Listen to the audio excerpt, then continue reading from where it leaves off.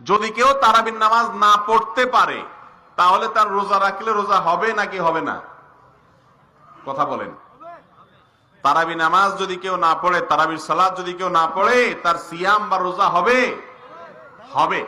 আমাদের দেশে মানুষ মনে করে যে তারাবি না পড়লে কি হয় না, রোজা হয় না। আসলে তারাবির সাথে রোজার সম্পর্ক নাই। তারাবি পড়লে সব হবে, কিন্তু তারাবি কেউ না পড়লে যে তার রোজা হবে না এমন কোনো কথা।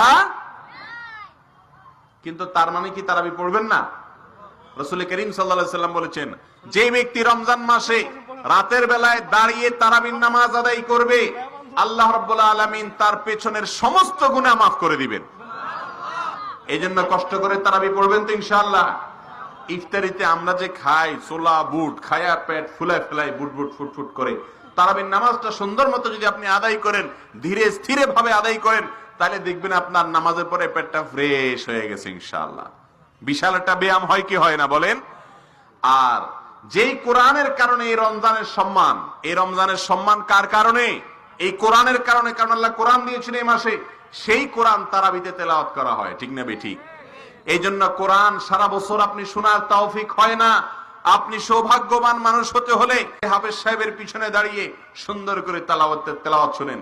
আজকাল হাফেজ সাহেবরা এমন তুফান মিলের তেলাওয়াত করে তারাবিতে, যে কি পড়ে হাফেজ নিজেই বুঝে না, আমরা কি বুঝবো?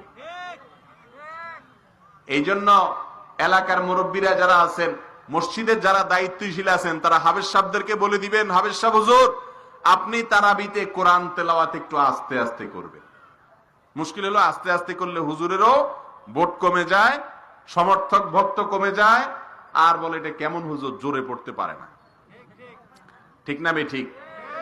সব কাজে জোর করা ভালো, কি বলেন? সব কাজে তাড়াহুড়া করা কি ভালো? বরং কিছু কিছু কাজ আছে ধীরে ধীরে আস্তে আস্তে করাটা বেশি ভালো, ঠিক না বে ঠিক?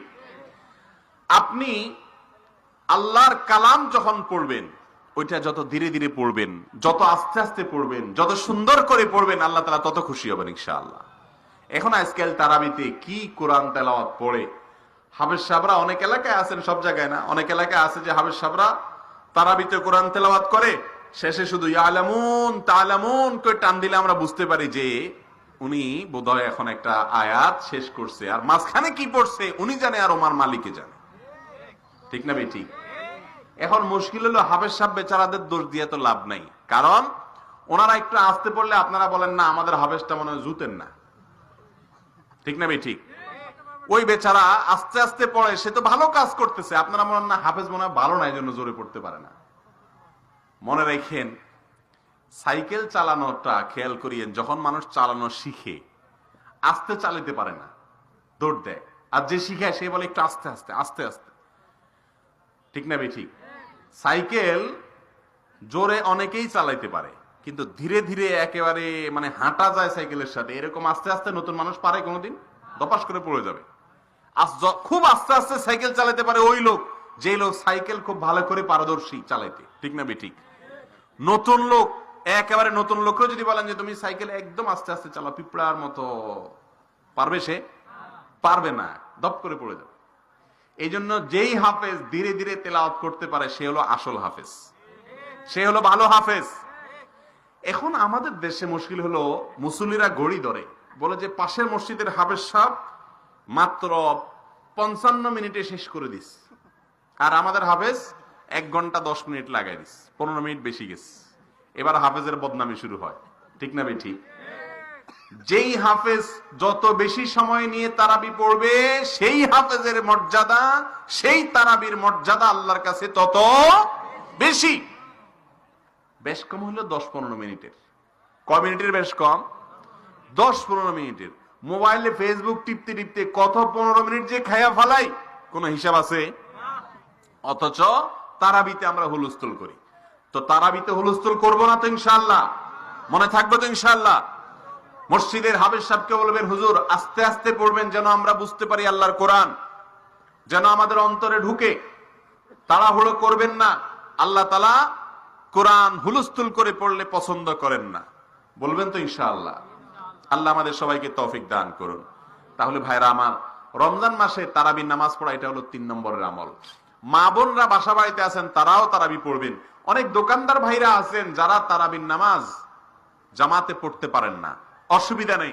তারাবি যদি কেউ জামাতে পড়তে না পারে, বাসায় গিয়ে একা একাও পড়তে 2 রাকাত করে পড়বেন, তাড়াহুড়া করে পড়বেন না।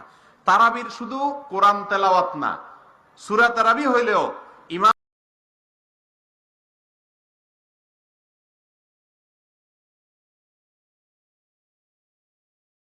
শেষ হইতে দেরি নেই, আল্লাহু আকবার, সামি আল্লাহু লিমান হামিদা, সালামু আলাইকুম ওয়া রাহমাতুল্লাহ, মানে এমন হুলস্থুল করে মনে হয় যে কেউ দৌড়াইতে আছে পিছন দিয়ে। কেউ পিছন দিয়ে দৌড়ায়, শয়তানে দৌড়ায়। কে দৌড়ায়? শয়তান বলে তাড়াতাড়ি শেষ কর, টিভি দেখতে হবে, খেলা দেখতে হবে, ফেসবুক টিপতে হবে।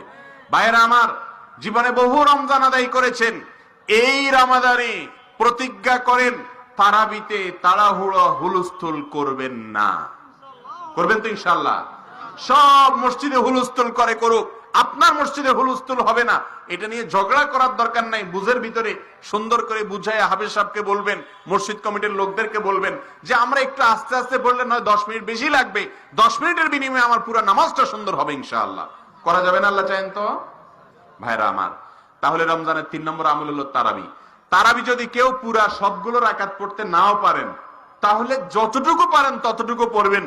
কোনো একদিন যদি হঠাৎ করে তারাবি মিস হয়ে যায় কোনো কারণে, তাহলে রোজা রাখবেন না? রাখবেন না?